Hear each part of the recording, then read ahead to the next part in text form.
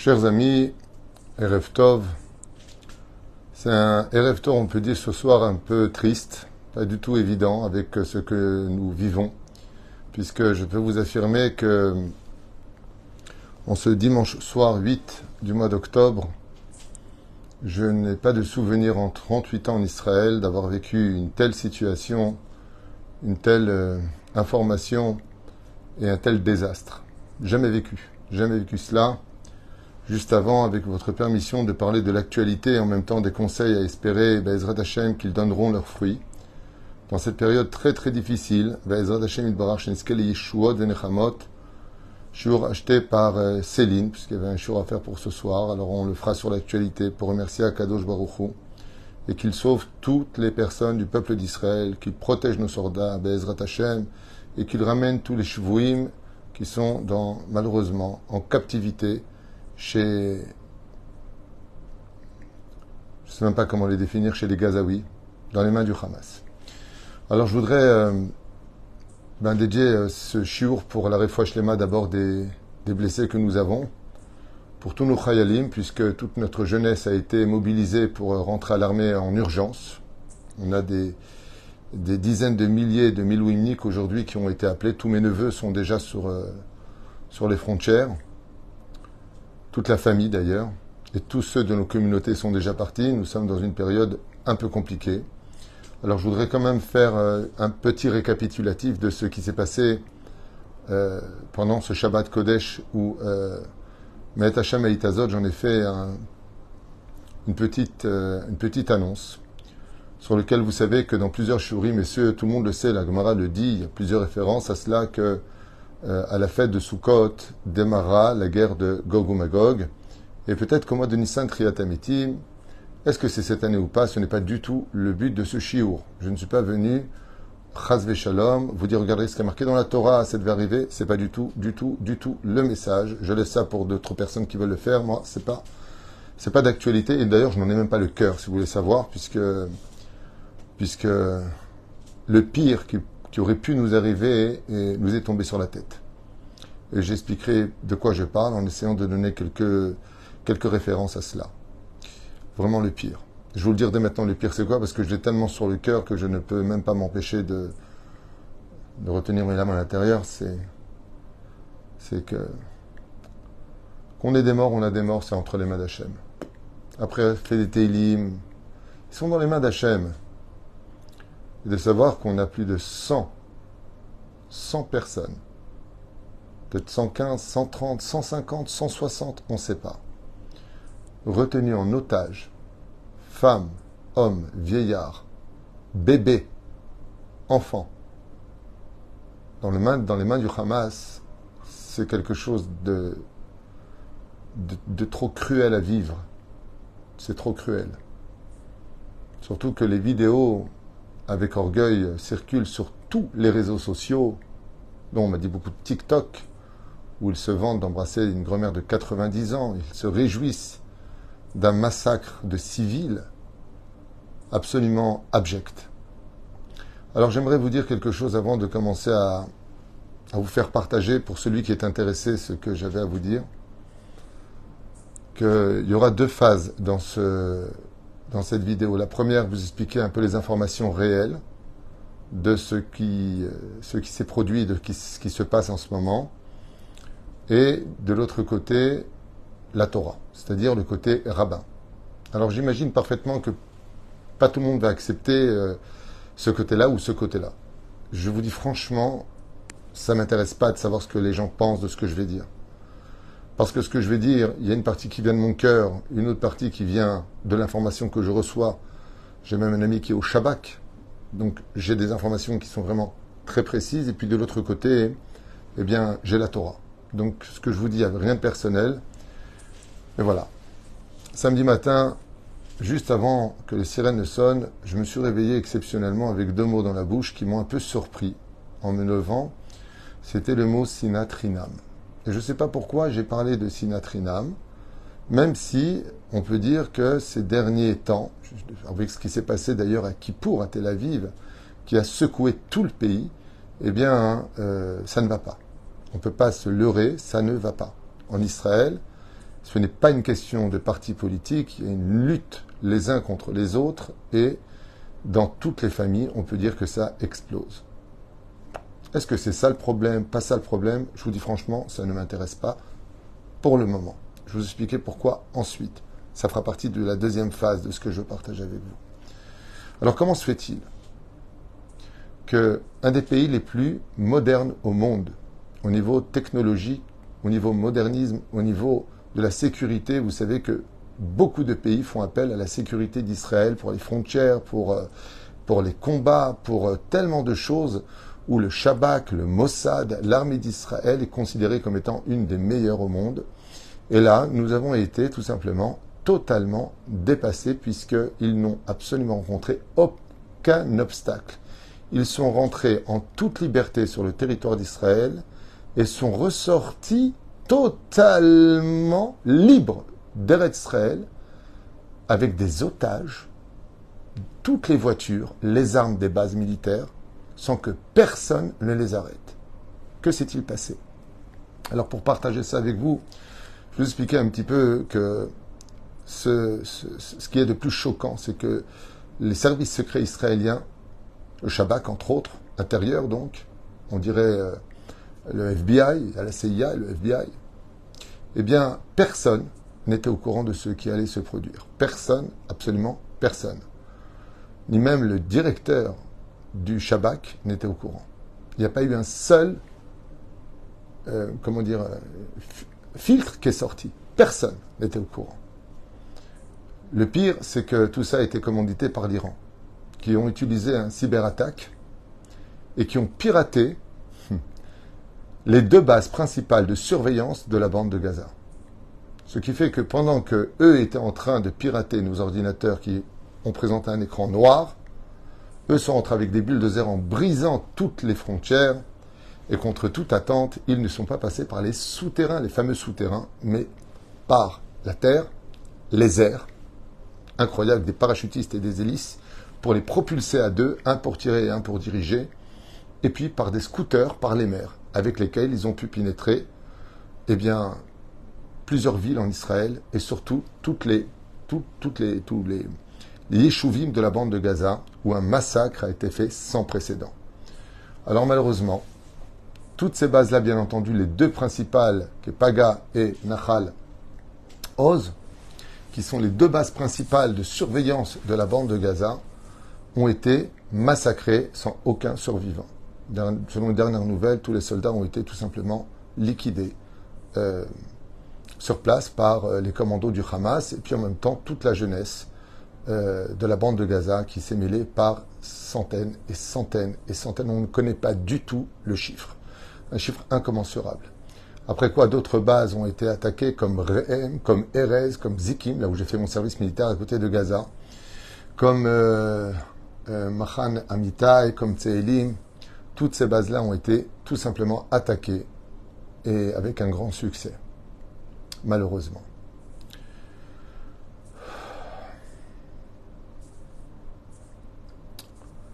Les villes qui ont été attaquées de façon assez violente ont été les villes de Sderot, comme vous le savez. Des combats jusqu'à encore maintenant ont lieu. Au Fakim, il y a simplement quelques heures seulement que le combat entre les terroristes, si on peut appeler ça comme ça, c'est les noms qu'on veut donner par diplomatie, viennent seulement encore de quelques heures de cesser alors qu'ils ont parcouru quand même 28 km. Entre Ofakim et Gaza, il y a 28 km à parcourir. Et ils sont venus avec des jeeps Toyota en circulant avec leurs commandos à l'intérieur sans aucun problème, aucun obstacle, aucune police. Que s'est-il passé? Vraiment. À ce point-là, il y a un truc qu'on n'a pas vu. Alors on va expliquer, Bezrat Hashem, que selon les renseignements, étant donné que l'armée n'a pas eu le temps de prévenir, tout simplement parce qu'ils se sont retrouvés face à des écrans qui ne montreraient pas éventuellement ce qui était en train de se passer, on restera quand même avec un grand hic. Ok, vous n'avez pas vu, mais si tu vois des écrans noirs, normalement tu dois appuyer sur le bouton rouge, sur l'alarme, il se passe quelque chose. On ne sait pas ce qui s'est passé, peut-être qu'il y avait des taupes infiltrées, on ne sait pas comment les choses se sont produites, mais ce qui est sûr et certain, c'est qu'aujourd'hui, On a 2000 blessés, dont plusieurs très graves, dans les hôpitaux israéliens. On a, pour l'instant, moi j'ai entendu un autre chiffre, un chiffre qui ne cesse de grandir depuis hier, 600 morts. Et on a des dizaines et des dizaines, peut-être beaucoup plus que cela, de prisonniers qui sont maintenus dans les mains du Hamas, dans le territoire gazaoui, à Gaza, et qui sont certainement infiltrés par les tunnels dans des endroits qu'on ne connaît pas. La nouvelle du Hamas a été claire, ils le disent ouvertement, ils ont fait des vidéos que je n'ose même pas vous raconter.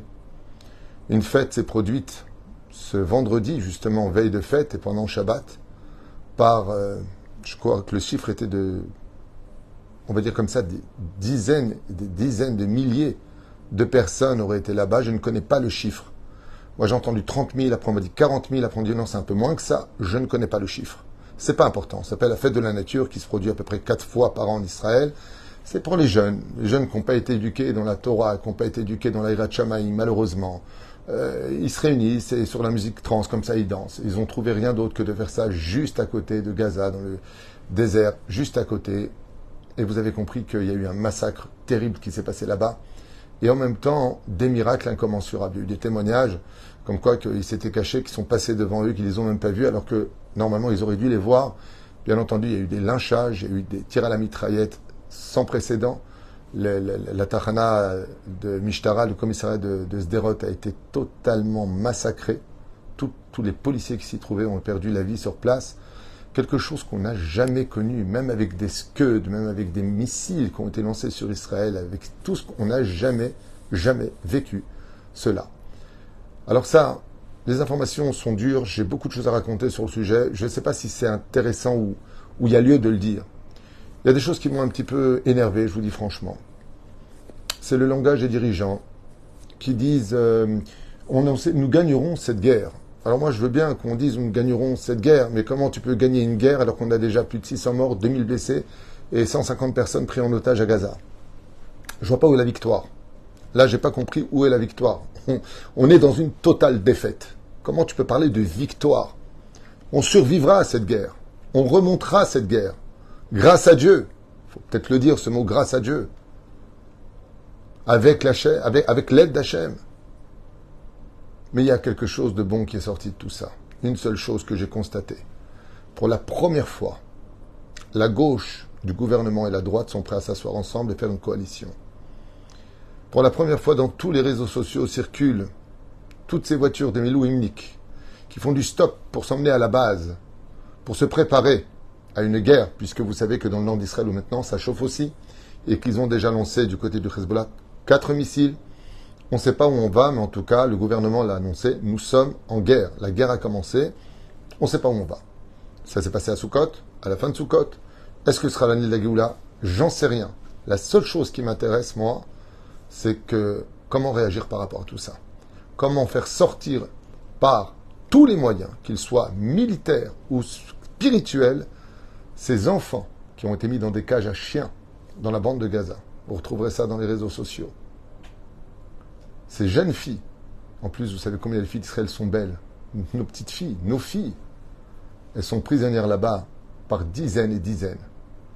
Ils se sont bien entendu pas retenus de dire on les violera et on vous les enverra en petits morceaux. Et pour les garçons, ils comptent couper en bas pour que si dans le cas où ils sont libérés, eh bien, ils ne puissent pas avoir d'enfants. C'est le pauvre peuple dont on parle, vous savez, dans les informations. Ce pauvre peuple. Hachem Ishmor Verachem. Dans une cruauté de tuer, de balles dans la tête, de tellement de civils. 600 morts pour l'instant, de ce que ne veut pas réellement annoncer, puisque les informations de toutes les chaînes ont prévenu que ce n'était pas le chiffre officiel. Où est-ce qu'on va, Rabotaï? Où est-ce qu'on va? Où est-ce qu'on va? Qui aurait cru une seule seconde, avec une armée aussi puissante et professionnelle que la nôtre, tellement mise en garde depuis toutes ces guerres vécues, qu'une armée semi-professionnelle, parce que si vous avez vu les images, c'est plein de jeunes de 14, 15, 16 ans qui courent avec eux et qui ont tiré et qui ont agi. Il y a eu des commandos professionnels, mais c'était loin d'être la majorité. Ils sont venus en toute impunité et sont repartis comme des papillons. Qu'est-ce qui s'est passé? Celui qui a les yeux en face des trous, il te dira, Dieu n'a pas voulu qu'on agisse, c'est pas possible. Comme on a pu être aussi bête, aussi lent. Pourquoi je vous dis aussi bête et aussi lent? Parce que ceux qui ont survécu ont prévenu depuis le matin, 6 heures plus tard, 12 heures plus tard, l'armée n'était toujours pas mobilisée et encore moins arrivée sur place. Et cette question-là est incompréhensible. Les plus hauts militaires ne comprennent pas. Comme si que quelque chose a bouché les oreilles, fermé les yeux. Quelque chose d'inimaginable à un tel point qu'on ne voit pas ni Bibi, ni Ben Gvir. Où sont les ministres? La défense. Vous allez voir ce qu'on va faire. On va taper. On va faire blablabla. Où vous êtes?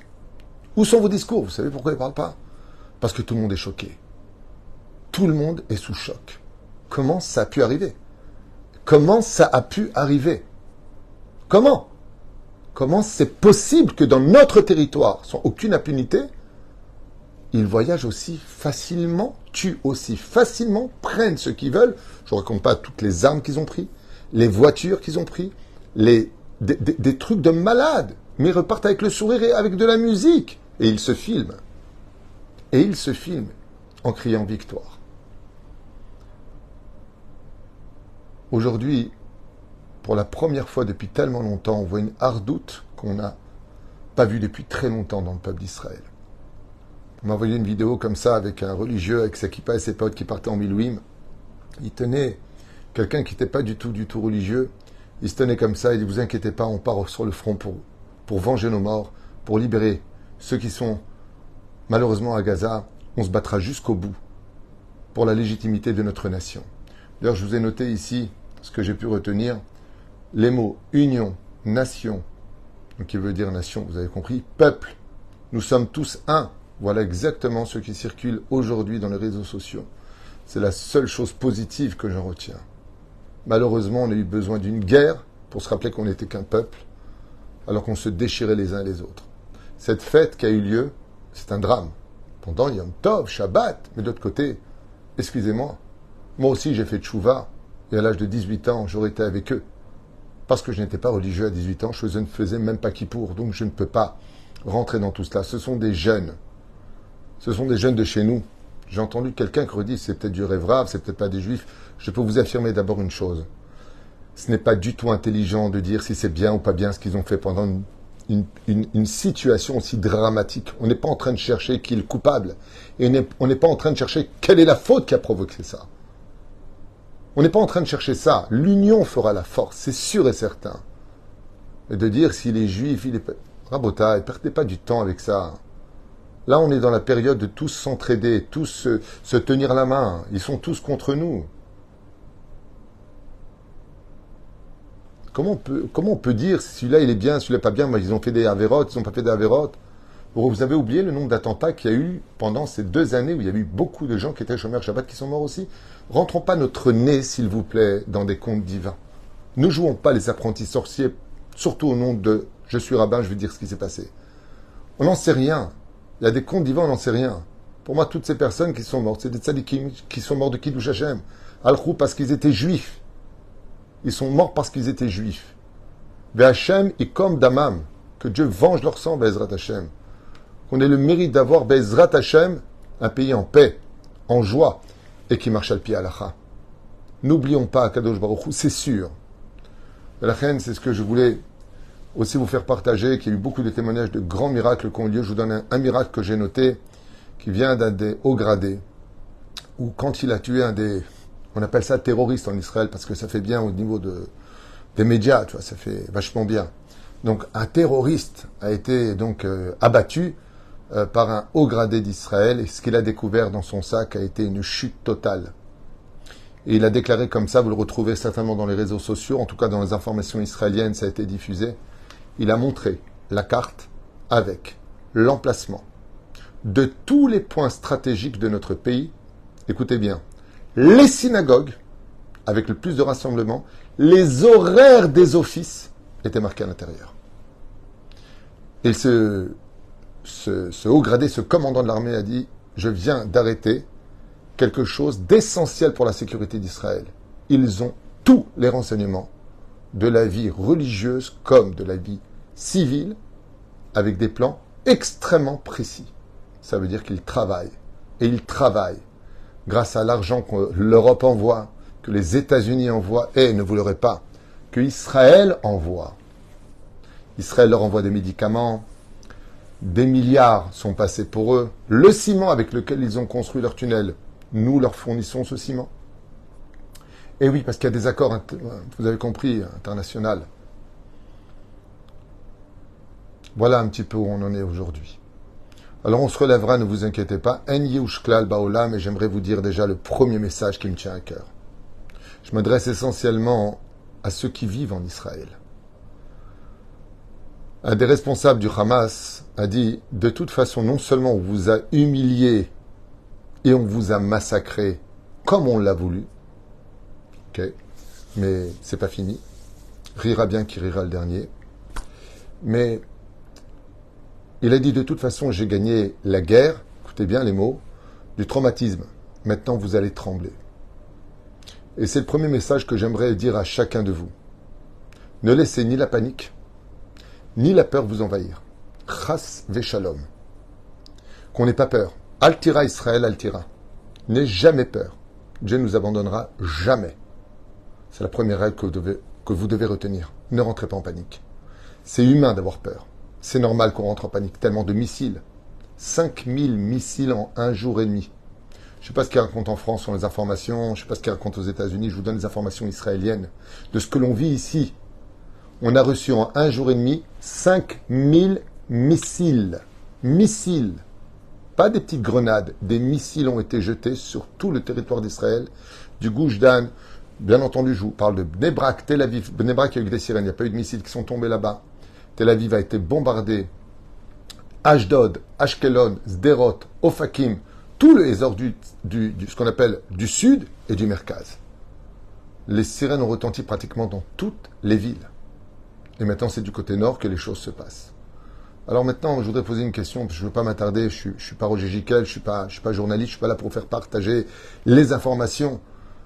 Et puis en plus de ça, moi je préfère annoncer des bonnes nouvelles, pas des mauvaises nouvelles. Donc je préférerais rester dans mon domaine, celui d'être un petit rabbin de rien du tout, pour lequel encore aujourd'hui je me sens encore plus petit que jamais je ne l'ai été. Mamache. D'abord, j'aimerais dire au gouvernement qu'ils arrêtent d'annoncer qu'on va gagner la guerre, que vous allez voir, arrêtez de parler, commencez à agir, ce serait temps. Moi, ça fait 38 ans que j'entends, vous inquiétez pas, nous sommes un peuple fort, nous avons la meilleure armée du monde. Les civils de Gaza nous ont donné une leçon avec la tétine, la couche et la fessée. Comme jamais aucune nation n'a été capable de le faire. C'est un état de fait ce que je vous dis. Tous les journalistes le disent ici. Tout le monde le voit et tout le monde est sur le derrière. On est choqué de ce qui se passe. Mais il y a une chose de sûre. C'est qu'il faut garder cette ardoute. Il faut garder ce maintien. Et puis, j'aimerais partager avec vous le côté rave. Le petit rabbin que je suis, j'aimerais vraiment partager avec vous. Parce que moi, il y a une chose qui ne me permet pas de respirer et de vivre. J'y arrive pas. C'est de savoir qu'il y a des otages. Il y a ma petite sœur là-bas. J'ai pas de sœur là-bas. Hein. Mais chaque fille d'Israël, c'est ma petite sœur. Et il y en a beaucoup. Il y a ma grand-mère qui est là-bas.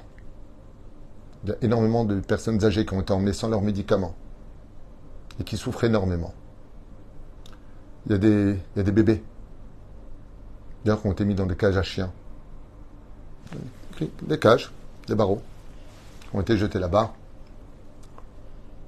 Il y a énormément de jeunes hommes qui ont été emmenés. De 17 ans jusqu'à 30 ans, jusqu'à 40 ans. Un massacre total.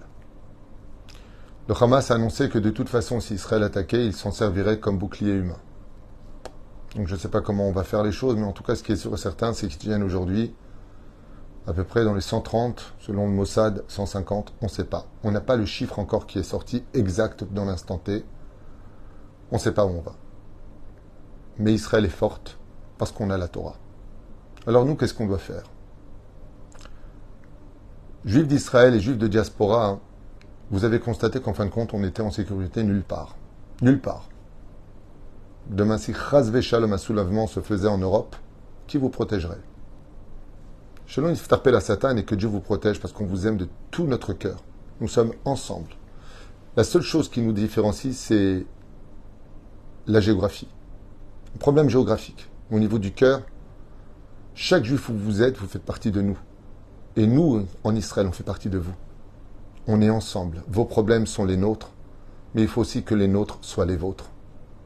Ce serait horrible qu'un juif de Galoute, combien même assimilé soit-il, ne se sente pas concerné, non pas par le côté sécurité, mais sur le côté du peuple. C'est un peuple. On est tous frères et sœurs. Asma aussi. Alors bien sûr, il y a le côté actif. Vous savez, quand on dit heureusement que Tsahal est là, ou heureusement que Dieu est là, Tsahal, Dieu, vous, nous, c'est pareil, c'est l'histoire de la plume et de l'écrivain. Quand quelqu'un veut écrire quelque chose de très important, il prend une plume. Est-ce que c'est la plume qui écrit l'histoire ou est-ce que c'est l'écrivain? Le créateur du monde, Yehi Ratson, qu'il accompagne nos soldats au bon endroit et qu'il fasse le travail qu'il faut faire avec les bonnes personnes, de telle façon à ce qu'on ramène chacune de ces vies en toute sécurité à la maison. Ça, c'est le travail de nos soldats. Il faut être entraîné pour cela, vigilant, maintenu avec une discipline hors du commun et la main d'Hachem sur nous. Et la main d'Hachem sur nous. Qu'est-ce qu'on doit faire? Alors bien entendu, vous l'avez écrit vous-même. Toute personne qui peut prendre du temps pour lire des Teilim, d'avoir la veracha.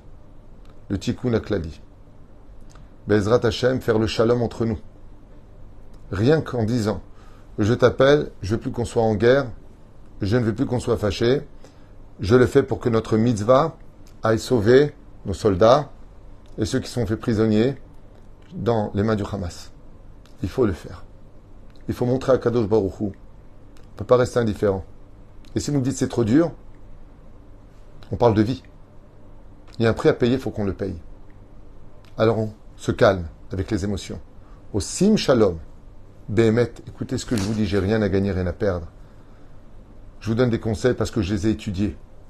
Ma Rotsa Kadosh Baruch Hu, les Fnim Mishurat Adin, qu'on arrête de parler des uns sur les autres. Qu'on prenne sur nous de se taire. Ne parlez pas à la synagogue, ça fait des anges accusateurs. Je parle dans le domaine spirituel. Toute étude que vous allez faire, faites-le pour l'Eilou Nishmat de tous ceux qui sont décédés, pour la sauvegarde de nos soldats et pour ceux qui sont maintenus en captivité dans des conditions absolument inimaginables. Inimaginable ce qui est en train de se passer. Vous ferez travailler une mida précise, la Hanava. Travaillez votre humilité. Chaque fois qu'on a fait preuve d'une grande humilité, Dieu a fait de nous des géants. Vous avez remarqué que quand une personne décède, pendant une année, on fait toutes les mitzvot, les Inu Nishmato.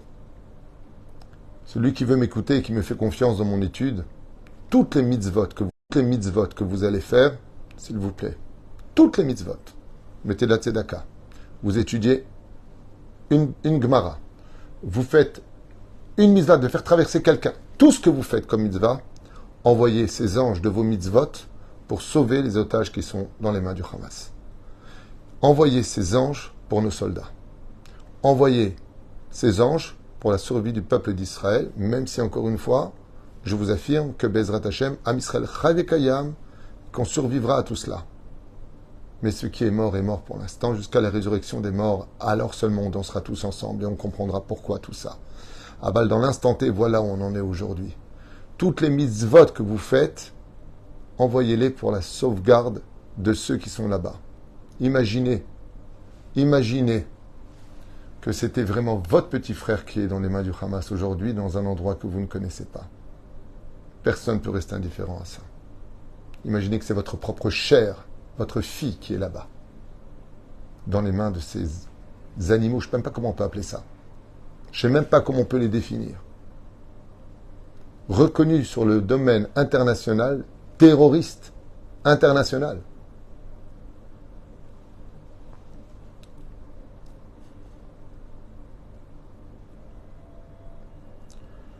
Rabbi Nachman dit, pour pouvoir bouger le ciel quand il y a des grands décrets, il faut l'itzok el Hashem, de sortir dans une grande hitbo des doutes et de crier vers Akadosh Baruch Hu, Mechila ou Slicha vekapara, pour qu'il nous donne la chance de pouvoir, Bezrat Hashem, sans trop de dégâts, rapporter le shalom, enterrer nos morts et récupérer tous nos soldats vivants, ainsi que ceux qui sont prisonniers.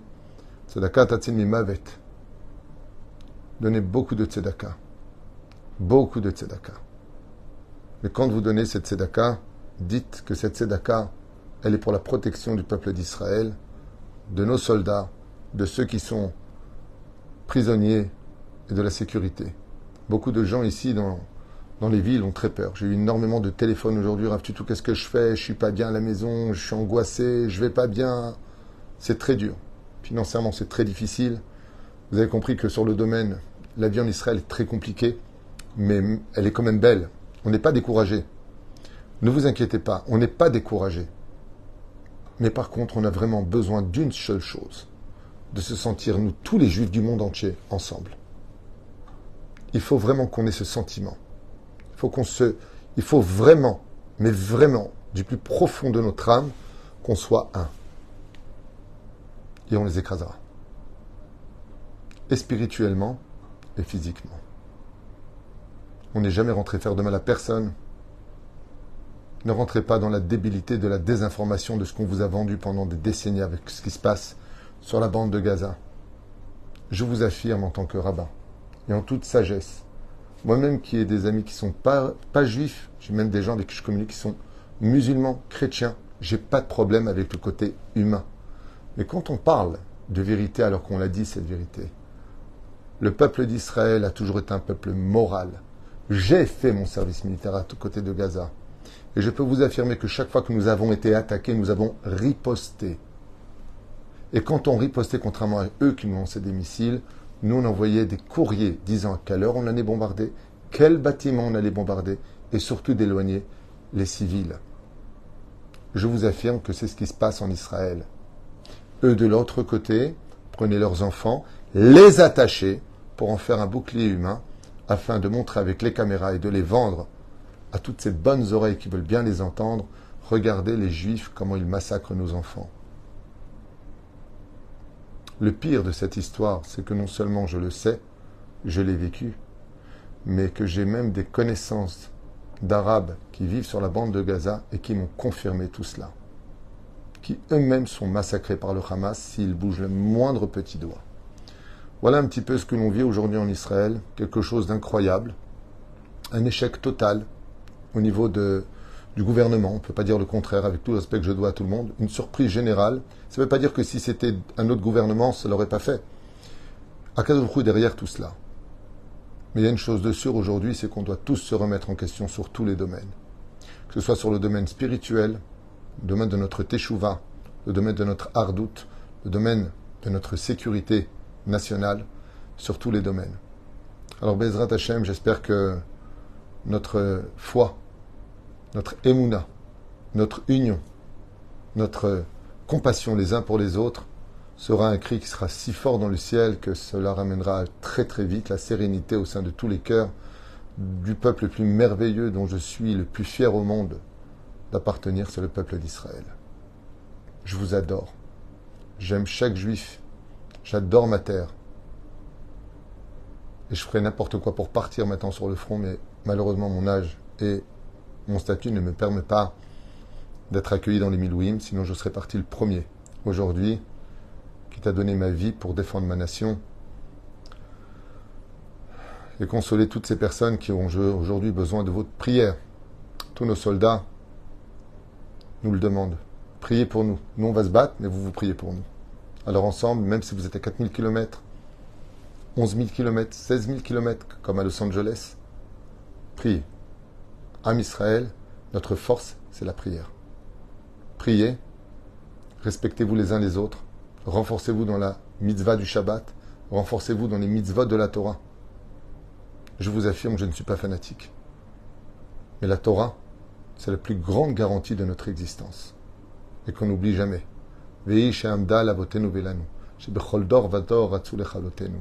À chaque génération, on a voulu nous exterminer. On a passé les pogroms.